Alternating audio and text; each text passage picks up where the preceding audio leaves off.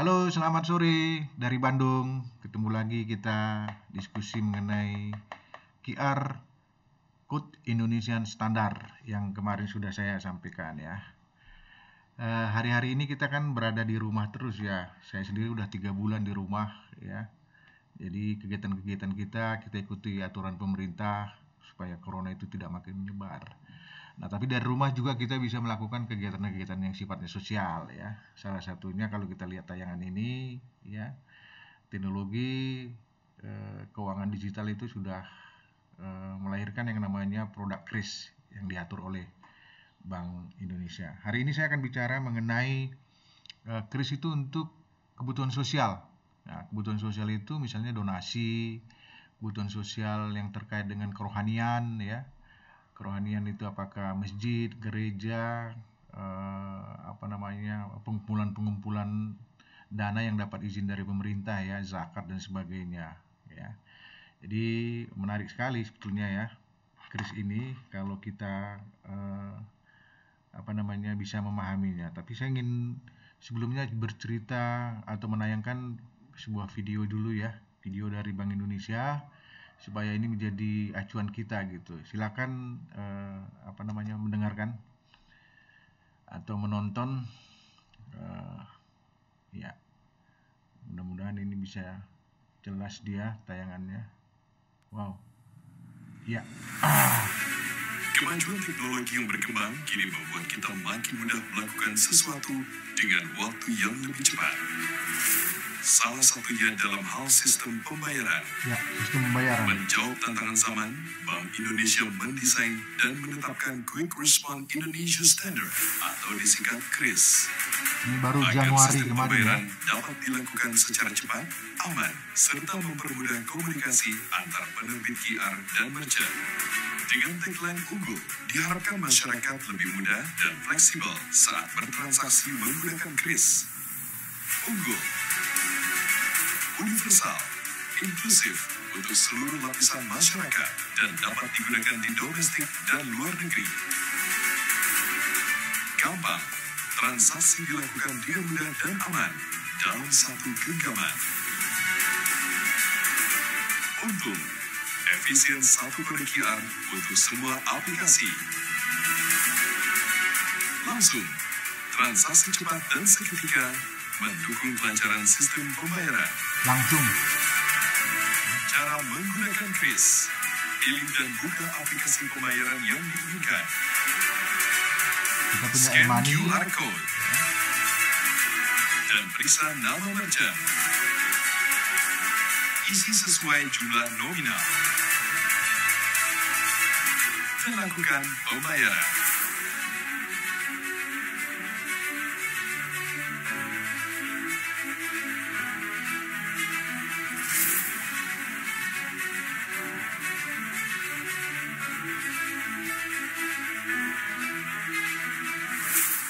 Karena Bank Indonesia ada di setiap makna Indonesia. Oke. Jadi kalau kita melihat tadi di dalam kegiatan-kegiatan sosial seperti tadi itu ada PMI ya, ada yang seperti ini.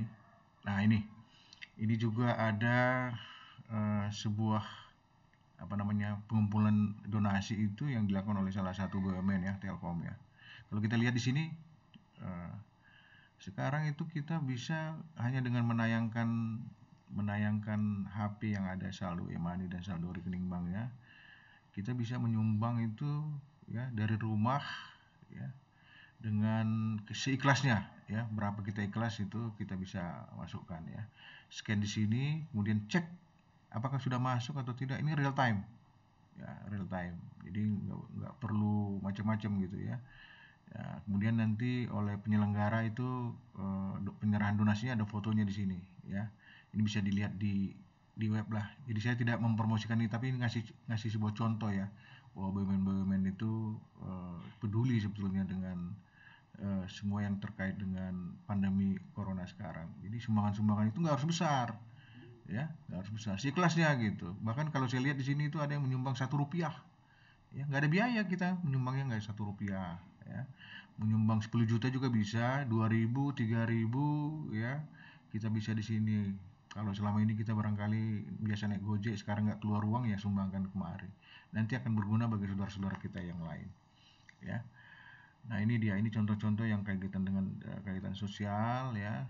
Kemudian ini zakat ya. Zakat ini juga sangat dibutuhkan sekarang ya. Kita melihat orang-orang budiman itu makin hari makin banyak sekarang ya. Bisa yang punya sedikit rezeki juga bisa, nggak harus besar-besar ya, kalau nyumbang itu sih kelasnya gitu. Nah kita coba dulu lihat salah satu penggunaan kris di gereja ya. Kita lihat dulu tayangannya berikut ini. Ini sebentar aja.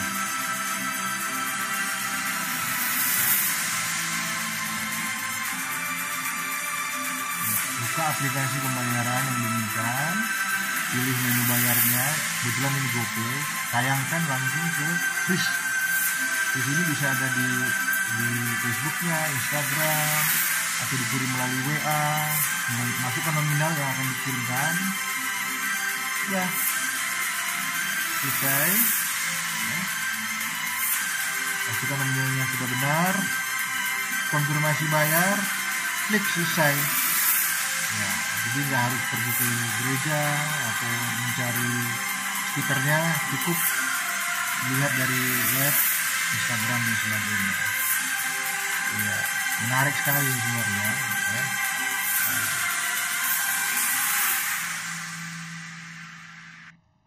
Oke, ini salah satu juga contoh ya, hanya dengan menunjukkan kita langsung tayang dari sini ya. Kita pakai aplikasi yang kita punya. Apakah ini saya kasih contoh ya, saya kebetulan punya GoPay ya. Ini saya tayangkan begini. Ini di kota mana ini gerejanya ini contohnya? Oh ini ternyata di Pontianak gitu ya. Tinggal masukkan aja uangnya ya. 5.000, 10.000, 1 juta, terserah, kita bisa masukkan ya. Jadi simple sekali sekarang ya. Sangat membantu untuk tempat-tempat ibadah gitu.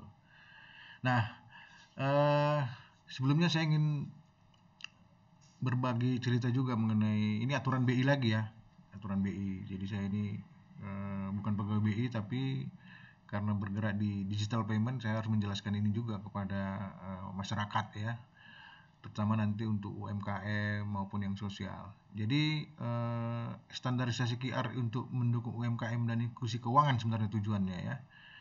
Kalau kita lihat pengelompokan itu ada 4 ya. Mulai dari yang paling bawah kita lihat ini usaha mikro ya.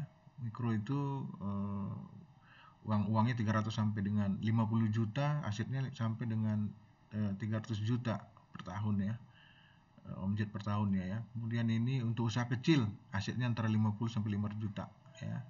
Kalau Anda punya usaha kecil yang asetnya sebesar ini, ya masuk kelompok ini. Ini nanti ada kaitannya dengan MDR ya. Ada margin discount rate. Jadi beban merchant yang dibebankan oleh pemerintah Bank Indonesia ya kepada usaha itu. Tapi jumlahnya kecil. Nggak usah khawatir, 0,7%. Nah, yang menengah, yang usaha besar ya, itu silakan. Nah, ini apa ini? Ada dynamic, ada statik. Ini bukan itu metode pembayaran nanti alat yang digunakan. Kalau statik itu sifatnya statis, jadi tinggal ditempel aja. Ada barcode-nya ditonjolkan. Seperti kalau untuk sosial biasanya hanya ditunjukkan yang statik gitu ya. Yang dynamic itu pengusaha, restoran dan sebagainya. Nah, merchant present mode ini adalah ini merchant present mode, jadi yang ditayangkan, ditunjukkan ya, di present ya. Itu cocoknya nanti untuk pedagang kaki lima ya, pasar tradisional, chain store, online market, tempat ibadah. Ini tempat ibadah nih, tempat ibadah yang akan kita bahas hari ini ya. Gereja, masjid, vihara dan sebagainya. Kemudian untuk event pameran, kalau kita misalnya nonton konser musik, ke pameran kan ditunjukkan saja berapa tiketnya, udah bisa masuk juga di sana gitu. Parkir ya. Jadi kemarin udah saya jelaskan, ini sebenarnya ini masuk ke semua bisnis ya. Oke. Nah Ini jenis-jenis QR ya pada merchant present mode-nya. Mungkin kita akan bicara yang ini dulu lah, karena yang apa namanya untuk sosial tadi yang cocok seperti ini, yang statik ya. Jadi jenis QR-nya itu ada dua ya, QR yang MPM khususnya itu ada dua ya. Yang statik itu statis ya, jadi netap dia, ditempel atau ditaruh di Instagram, di WA dan sebagainya itu ya, bersifat tetap, ditampilkan stiker atau print out, bisa QR di generate satu kali gitu loh ya. Kemudian nominal transaksi diinput oleh customer, kita yang masukkan, kita masukkan berapa dalamnya gitu ya, seperti tadi contoh tadi itu.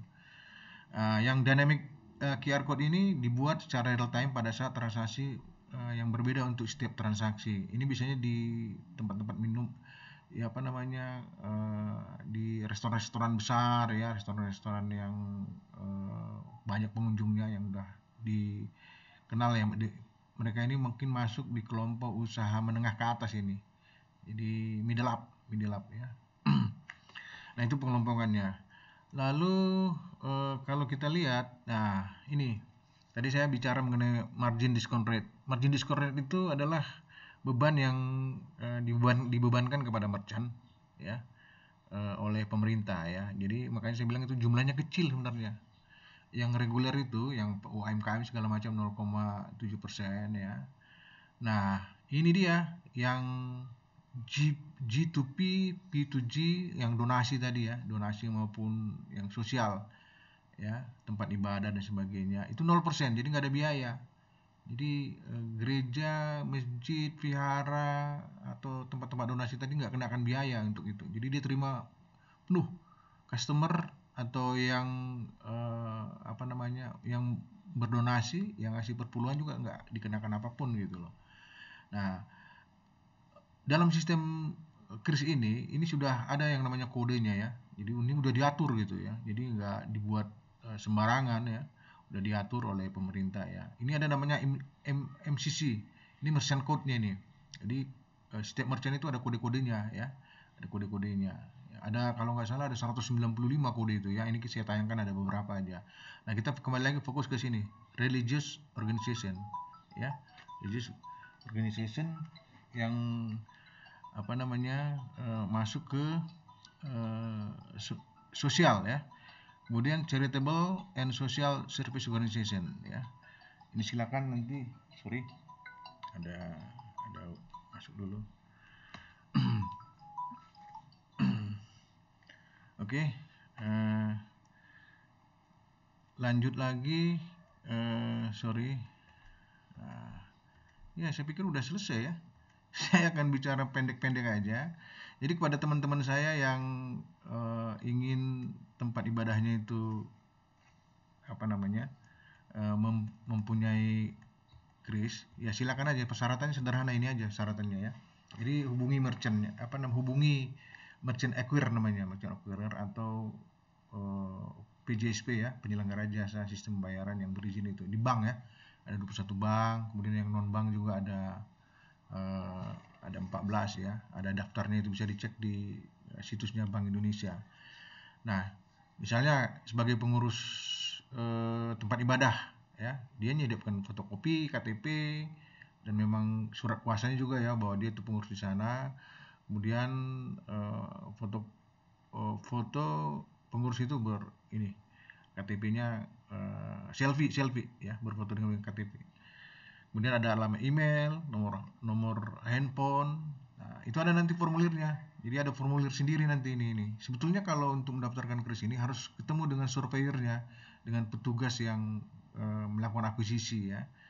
Biasanya itu datang ke tempat usaha atau ke apa namanya, tempat ibadah lah, katakan begitu ya. Dan prosesnya sekarang ini cenderung masih udah cepat lah ya. Tergantung dari ini. PJSP-nya ini kan, PJSP ini ada yang baru, ada yang sudah lama gitu loh, karena kris ini baru diterapkan Januari 2020. Jadi belum semua sebenarnya, jadi oleh pemerintah dibatasi ya, kelihatan dibatasi supaya apa namanya, fokus dia penggarapannya. Mungkin begitu dulu rekan-rekan sekalian, cerita kita hari ini, cerita kris. Mudah-mudahan ini ada manfaatnya ya. dan teman-teman yang sedang berusaha sekarang itu sedang berjuang, sama seperti saya juga berjuang dari rumah. Tetap semangat ya, jaga kesehatan dan jangan putus asa. COVID ini akan segera berakhir lah, saya percaya. Begitu, terima kasih sekali lagi. Selamat sore, sampai ketemu lagi.